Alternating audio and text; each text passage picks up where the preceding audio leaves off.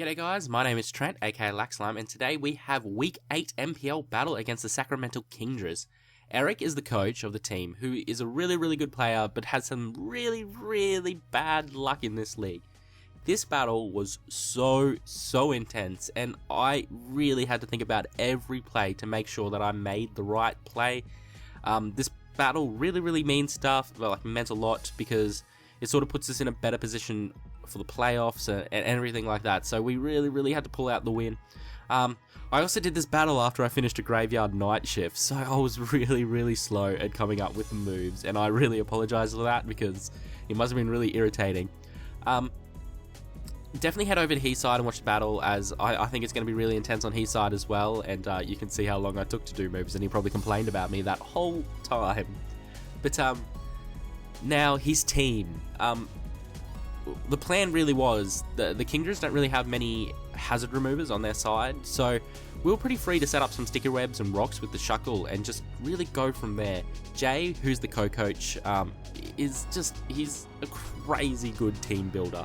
When it comes to this format, he is crazy good. So he really built our team around sticker webs and rocks, and to pretty much wreck. With our team, we were actually really scared of Noivern because it can really hurt most of our team, and you know what, there it is. He's not brought it yet, and you know, he pulled it into this game, and you know, that was a good call because it definitely hurts. So we had to be really careful about that, but I was confident in this team. It was built for like every single scenario that he could possibly bring, and we really need to pull off this win. So without further talking, let's just get straight into the battle. So the Shuckle lead is definitely coming for me because I really needed to set up those sticky webs. As he actually leads off with Champ. Now, I really didn't expect that, and this is a problem because he can start going for the dynamic punches and confuse me. So I've really got to break through the confusion on this turn to set up the sticky webs or the next turn. So I was like, come on, please. So I'm able to get the sticky webs up, so that's brilliant. And then easily can go for the rocks on the next turn. I should be able to take at least 2 more hits. He does go for the knockoff. It's knocking off my mental herb. I only had that just in case he had some random taunt user that I was not predicting. And I actually made a big misclick there and went for the sticky webs again. As I said, 12-hour night shift. I just did not think through properly and just hit the wrong button. But I'm able to bring out Paralyzed here. A Psyshock is just going to hurt this thing so much. So I'm threatening him out as I just go for the Psychic. Really, because I didn't want to show that I had the Psyshock just yet. So Psychic does come through there, and the Noivern gets quite hurt by that, but you know, not enough.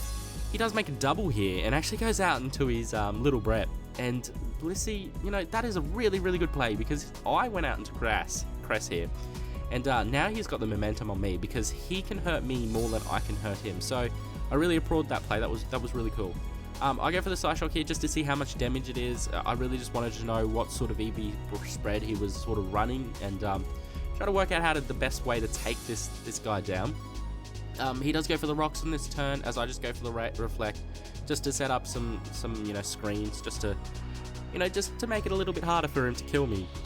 So he does go for the Seismic Shock, as I'd made a little bit of an aggressive play here and decided to go out into my Keldeo. As he goes for the Thunder Wave, so I was like, damn it, that is exactly not what I needed in this match. I really did not need Keldeo to be paralyzed, so that sucks. From here, he needs to switch out because is it a Secret Sword or say whichever one hits defensively is going to come his way and just wreck him. So he ends up going out to Forearms, as I just go for the Surf because the Surf is going to damage his team pretty much the most when we were looking at it, which does like not really much damage. So that tells me this is Assault Vested. So that's really good to know. And I actually go out into my Venusaur here, predicting the knockoff. I was fine with that. You know, the knockoff is the best. The Venusaur is the best to take the knockoff because it is Mega. As we do go for the Mega Evolve, and I go for the knockoff myself, thinking that he was going to switch out.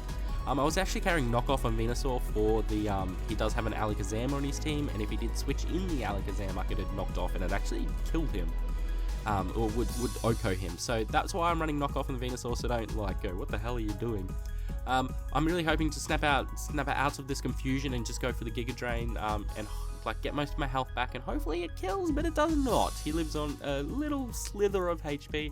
There was no point switching out, because if he did go for the Dynamic Punch, it would have, like, it could be really, really annoying. So I just decided to stay in as we actually break out of confusion and go for the knockoff. So my champ is down, Venusaur gets the kill, and he goes into Unexpected. Now, I am not going to be able to take anything from this Unexpected, so I have to switch out into Cress.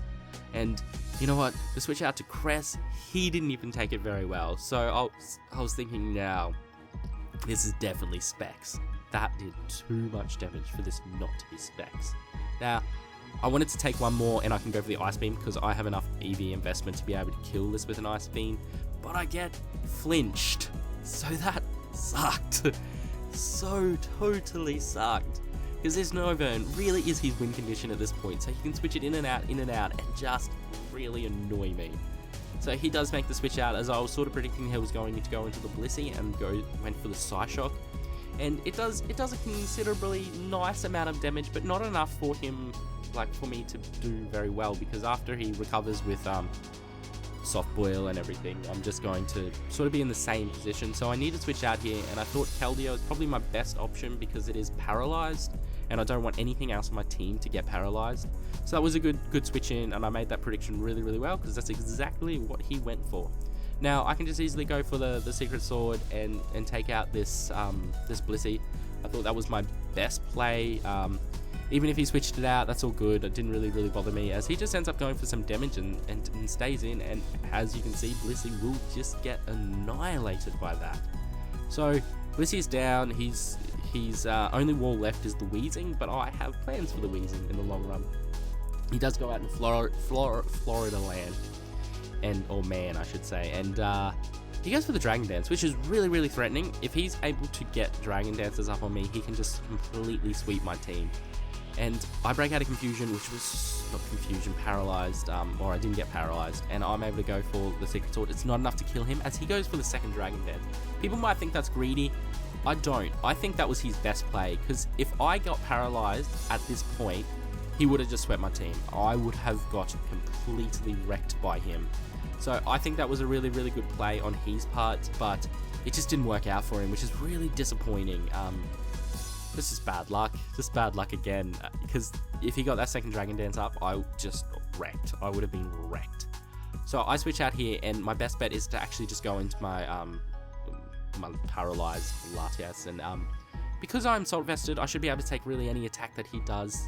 He does go for the Hidden Power Ice on this turn, which would have really hurt the Landorus if I switched it in.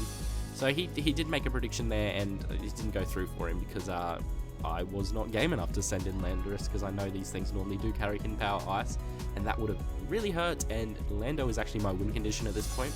So I go for the Psychic. It's not enough to kill, but it's enough on the next turn to be able to kill, so I'm happy about that.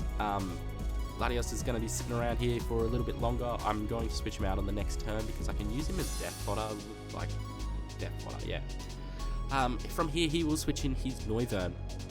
Now, I know this thing is Specs or locked in some way, so I'm just going to see what he locks himself into to see what my best option is. So I'm just going to go into Keldeo.